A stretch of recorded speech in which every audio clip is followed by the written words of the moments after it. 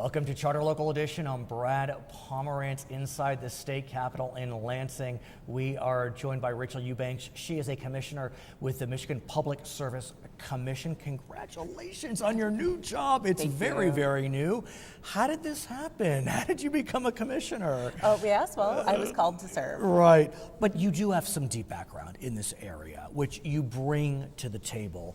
And let's talk about that, because obviously Detroit went through some bumpy times, and you were part of that, which informs you as you now are on the commission. Give us some background. Absolutely. Yeah. Well, I think what you're referring to is the street lighting financing that we worked on in the city of Detroit, which was very rewarding for me to work on from a number of different perspectives, but particularly as it relates to energy.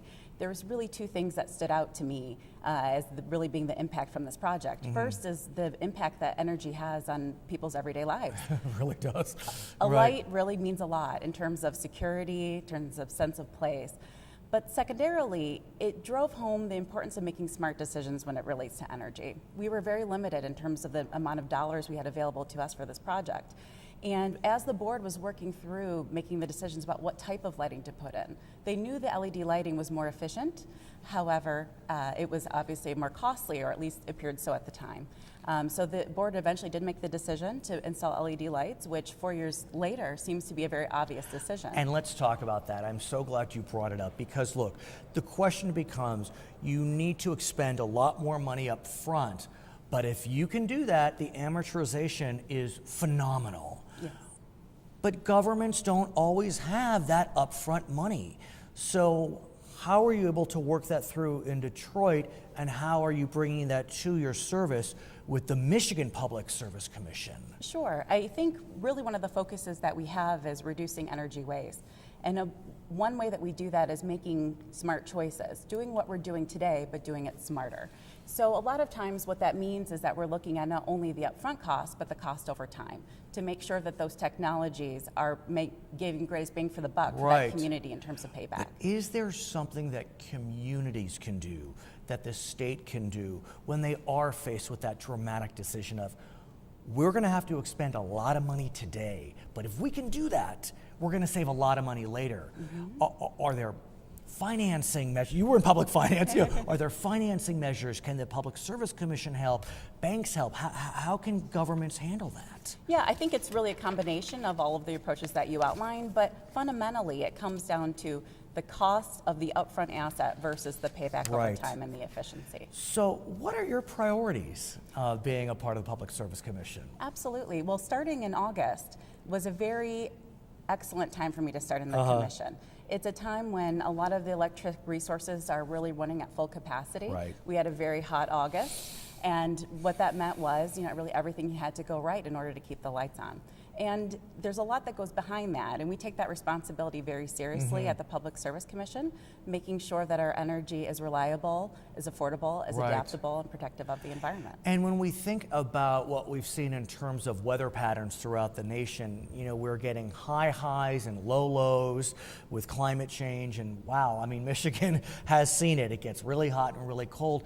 So as a member of the commission, how do you look forward to prepare for the apparent swings in temperature?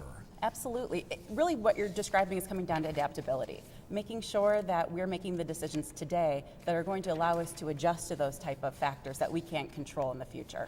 We also know that energy prices can fluctuate. It is undeniable.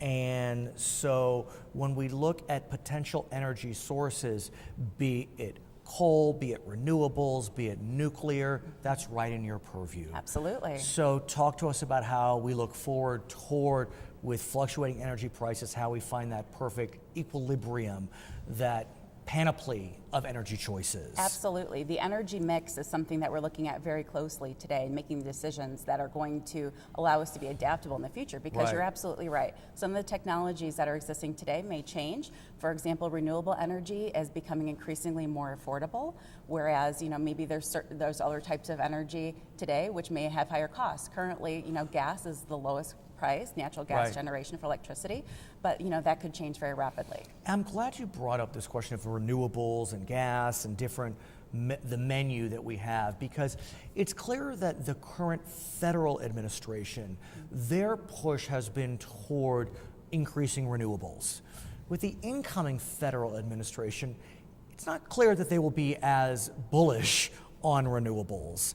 And so how does Michigan plan when so much of energy choices can be dictated through Washington? And by the way, I am speaking with a member of the National Association of Regulatory Utility Commissioners.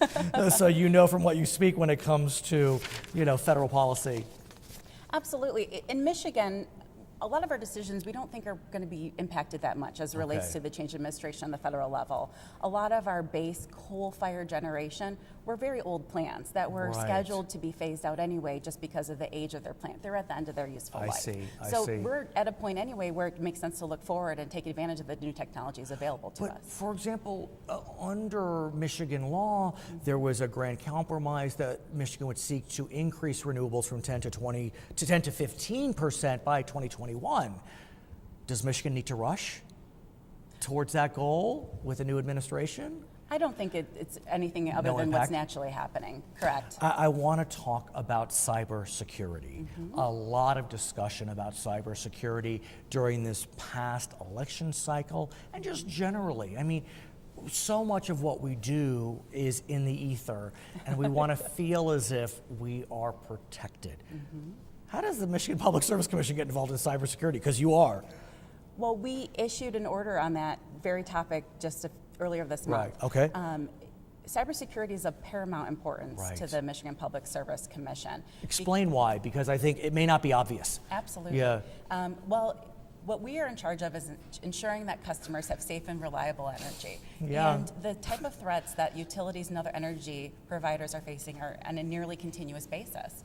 So what we are trying to do is put together some rules to implement and collaborate, encourage collaboration between federal, state, and local levels. I mean, think about it. We see these in Hollywood movies, but there could be a cyber attack on the energy grid. I mean, it's not out of the realm of possibility. Absolutely. I don't want to be draconian or fatalistic, but you got to plan for that. That's why we hired you. Yes, that threat is very real. Right. Absolutely, which is why we're trying to be proactive in addressing that threat. What does that look like?